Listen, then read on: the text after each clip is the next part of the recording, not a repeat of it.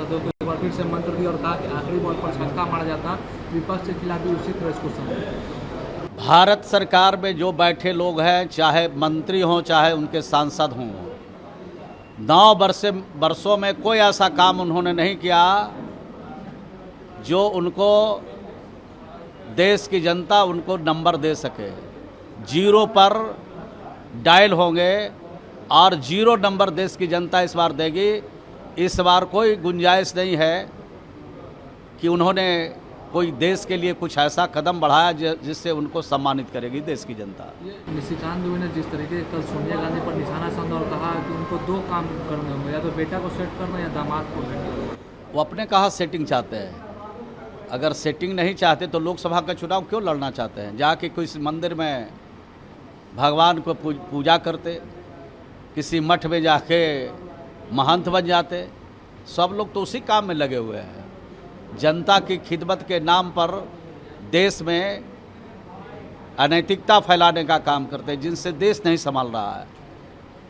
जिस तरह से आज पूरे देश में मणिपुर की घटना को लेकर शर्मसार हुआ है देश, इसका खामियाजा भारतीय जनता पार्टी और उनके नेताओं को भुगतना पड़ेगा। उसका जवाब उनके पास नहीं है।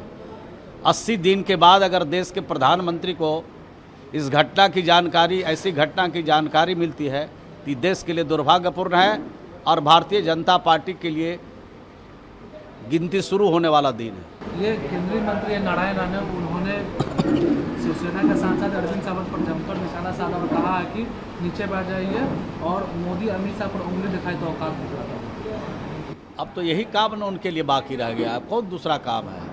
धमकी देना, खुलेआम धमकी देना, ईडी और सीबीआई के माध्यम से धमकी देना। अब तो धमकाने का ही काम भारतीय जनता पार्टी और उनके नेताओं का रह गया है। लेकिन उनके धमकी से अब कोई डरने वाला नहीं है। देश की जनता तैयार हो गई है कि देश के लिए कुछ करने वाले नहीं हैं। देश को खोखला करने वाले लोग हैं, देश को शर्मसार करने वाले लोग हैं।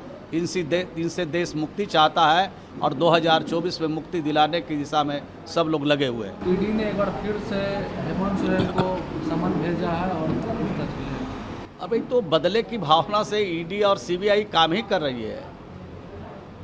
ये कोई नई बात थोड़ी है, ये कोई छुपी हुई बात थोड़ी है। और जब चुनाव आता है, विधानसभा का, लोकसभा का चुनाव जब आता है तो इसका तेज़ी से इस्तेमाल करते हैं और भी इस गतिविधि को तेज करते हैं कि ताकि डर जाए लोग, भयभीत हो जाए लोग और भयभीत हो करके मेरे पास आ जाए और एक बार वॉशिंग मशीन में डालेंगे, रास्ता क्लियर हो जाएगा। आज 1 साल महागठबंधन सरकार के पूरे को सिर्फ बीजेपी ने तंज कसा और कहा है कि घमंडी गठबंधन के पूरे 1 साल हो गए, बिहार हुआ बदहाल। अब भारतीय जनता पार्टी के नेताओं का हर बात का जवाब देना मेरे लिए मुनासिब नहीं है। भारतीय जनता पार्टी के नेता सब जुमलेबाज हैं। उनके कथनी और करनी में समानता नहीं है तो उनके बारे में क्या बोलना है? और कुछ बोल करके टाइम पास करना है। उनको मालूम है कि इधर उधर की बात करेंगे, जनता का ध्यान डाइवर्ट करेंगे, लेकिन उससे देश की जनता को कोई फ़र्क नहीं पड़ने वाला है। पूरे देश को मालूम है कि ये भारतीय जनता पार्टी के नेता लोग क्या करते हैं, क्या कहते हैं।